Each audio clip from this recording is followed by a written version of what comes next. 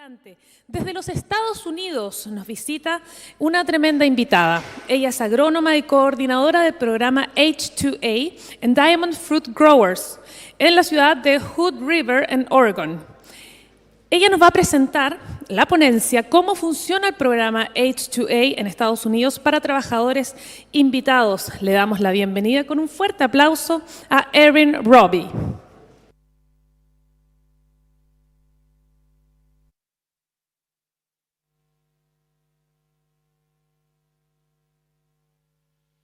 Hello, my name is Erin Roby, and I'm a pear grower in the Hood River Valley of Oregon. Information about the H2A agricultural program that we've been using in the United States, agricultural positions that cannot otherwise be filled by U.S. workers. My family's been in the orchard business since 1995, in the Hood River Valley. In 2013, we took over operation of the pear and cherry orchard. It was a very rough first year. We didn't find enough employees to harvest the berries that we had at that time. We advertised for signs on the side of the road. We raised our bin prices higher than everyone else. We offered bonuses for people to bring in pears and cherries, but nothing seemed to work. And that's when we knew we had to find another option so that we wouldn't have to go through this again. So in 2004, what's known as the Agricultural Guest Worker Visa Program. 25 employees into our orchard that first year. 7 years later, we're still using the H2A program, and this year we brought in 150. The H2A Visa program is intended to fill seasonal positions in agriculture that cannot otherwise be filled by U.S. workers. We're experiencing a labor shortage in the United States, and the people that typically do these kinds of positions are getting older and aging out of the workforce. We are not seeing a younger generation interested in agricultural work. This visa program allows us to invite employees from over 80 countries to our jobs in the United States for this position.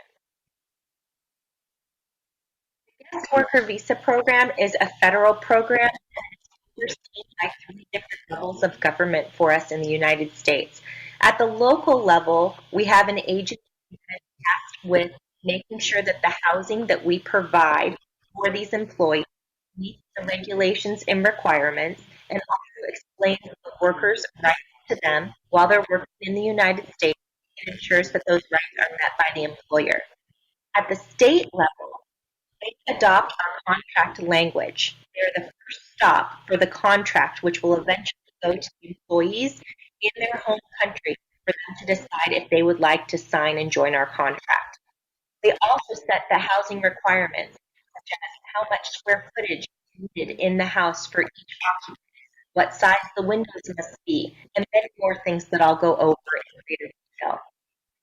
At the federal level, the Department of Labor sets the wage rate. That tells us what we must pay on an hourly basis to the employees that come and work for us on these guest worker visas.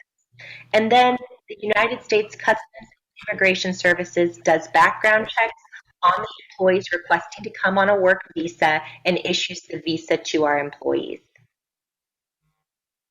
After using the H2A Guest Worker Program for the past 7 years, I can confidently say that the benefits of the program outweigh the challenges that we face each year with this program, because it addressed some of the major issues that we were facing with our U.S. workforce.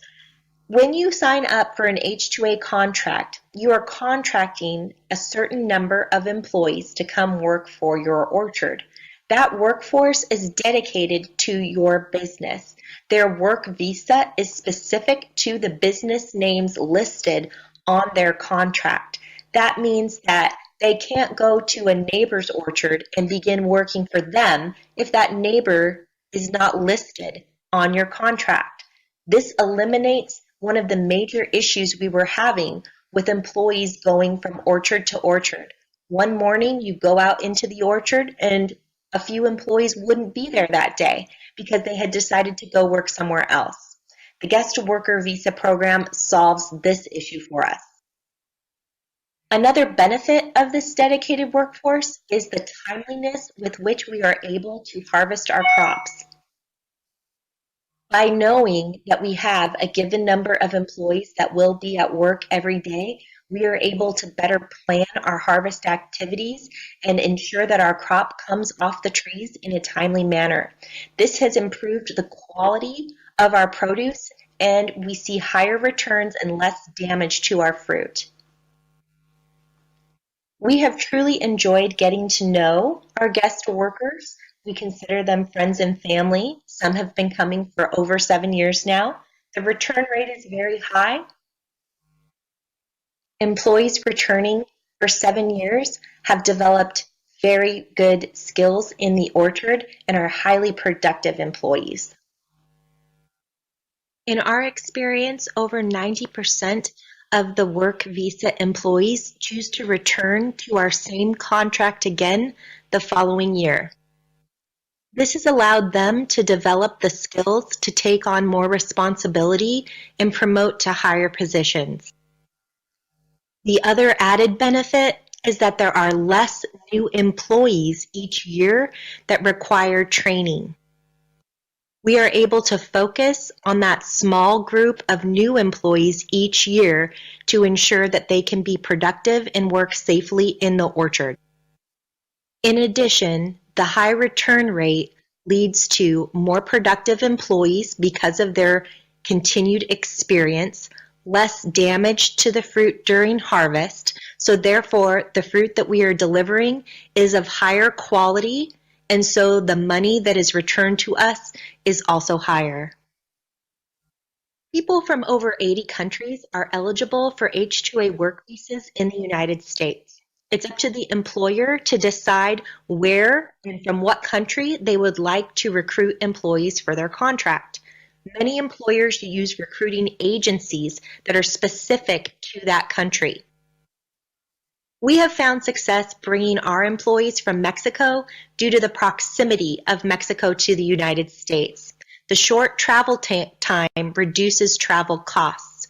Part of the program requirement is that the employer must pay for the inbound transportation cost from the city of origin of the employee to the work location. While it is possible to recruit people from other countries, it would increase the cost of the program to the grower, which is why Mexico is our country of choice. When we ask the employees why they choose to sign the contract each year and return to work with us, their answers are always very similar. They like the work, they like the way that they are treated, and most especially, the wages that they can earn while working in the United States far exceeds what they would have been able to make at home. This has improved the quality of life for their families and the communities in which they live. Another benefit the employees feel returning to the same contract is that they know the employer, they feel that they can trust them, and they are comfortable with the situation that they will be in when they arrive in the United States. While there are many benefits to the H-2A agricultural work visa program addressing some of the issues that we were having with our agricultural workforce, there are also a lot of challenges in using this program and a lot of additional expense. One of the major challenges is that the program requires that the contract is filed with the federal government at least 90 days before the date in which you need the employees to arrive at your work location. We find in many cases it is better to file the contract at least 120 days in advance to ensure that there will be adequate visa application appointments at the border locations for the employees. This means that we are projecting what kind of a workforce we need before the crop is set on the trees and before we know what local U.S. workers will be returning for work. The program costs are expensive, the wage rate that is required by the federal government is high. There are lots of documentation requirements and inspections that the employer has to go through each year. We're not allowed to set a production requirement on our contract, and the rules of the program do frequently change. One of the biggest obstacles for growers using the H-2A visa program is the required wage rates.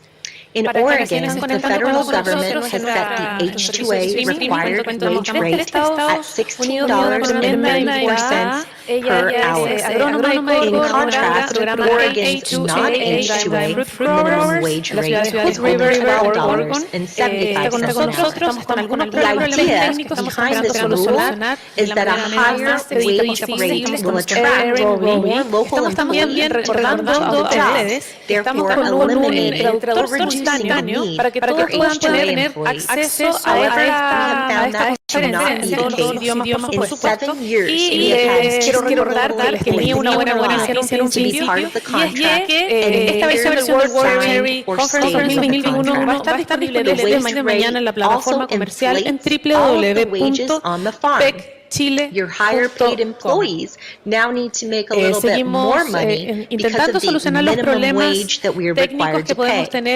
This wage rate also fluctuates year after year. It is never decreased, but it does increase anywhere from 3 to 8% each year. All of the hours that are listed on the contract are guaranteed at this wage rate. For example, if a contract is for 100 hours, 75 of those hours are guaranteed to the employee. If the employer does not provide 75 hours worth of work, the employee is still entitled to pay at $16.34 an hour for all of the 75 hours that were guaranteed by the contract. This map shows the variety of wage rates that the federal government requires across the United States. Washington and Oregon, in the top corner, circled in blue, have the highest wage rate in the country. Since the entry-level positions are paid at $16.34 an hour during the contract, the full-time, year-round employees need to receive more money in order to be motivated to maintain their jobs. Again, this wage rate only applies during the contract period to the jobs listed on the H-2A contract for both the H-2A employees and any local employees. For example, our contract is for harvesting pears. If there is another job that is not harvesting pears, this wage rate would not apply to that job. For example, irrigation. Someone doing irrigation, which is not a job listed on our H-2A contract, is not required to be paid the $16.34 per hour. This challenges growers to determine what jobs they can afford or need to pay $16.34 for and avoid adding other jobs to the contract that would have to be paid at that same rate. The reason for the discrepancy across the country in wage rates is due to local surveys of farm work jobs in that state. The federal government surveys the different pay rates in each area of the United States, comes up with an average, and then adds a little extra on top of that average to entice local people to take the job. In addition to the wage rates required, there are also fees that must be paid for by the employer to file an H-2A contract.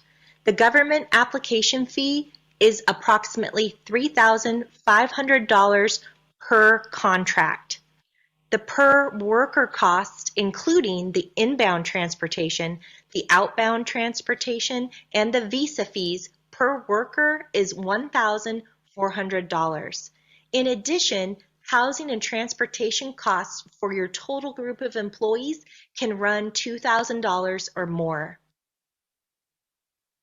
When combining all of these costs together, for the total length of the contract, we can figure out how much in additional expense it will cost us to bring each individual H-2A employee.